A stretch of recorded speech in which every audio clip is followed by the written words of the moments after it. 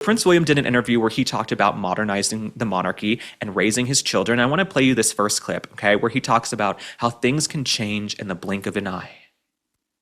We've been very lucky. We hadn't had many illnesses in the family for a very long time. My grandparents lived to the high 90s. They were the vision of fitness and stoicism and resilience, if you like. So we've been very lucky as a family. But I think when you suddenly realise that the rug, if you were, the metaphorical rug can be pulled from under your feet quite quick at any point, you maybe think to yourself, it won't happen to us.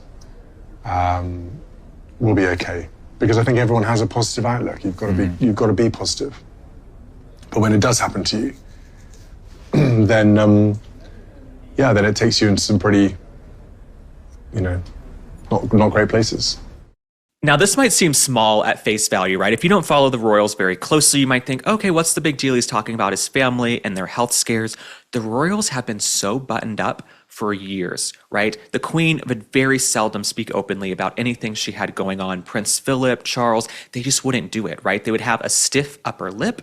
They really wouldn't be that open. And so when you see Prince William talking about how things change in the blink of an eye and how his wife's health was such a scare, I also think that's relatable because there's not a person on earth whose family hasn't been affected by cancer or a health scare in some way, shape, or form. There are those of you watching this who might be dealing with someone who has cancer. You might have cancer yourself. And so to see someone on the world stage be open about the fear and anxiety that comes along with that is something that is relatable. I know that's a word we're using a lot today, but it's relatable, and it's something that I think is going to help modernize the monarchy from seeming like a stiff, out of touch institution into something that more young people, Gen Z, Gen Alpha, can relate to.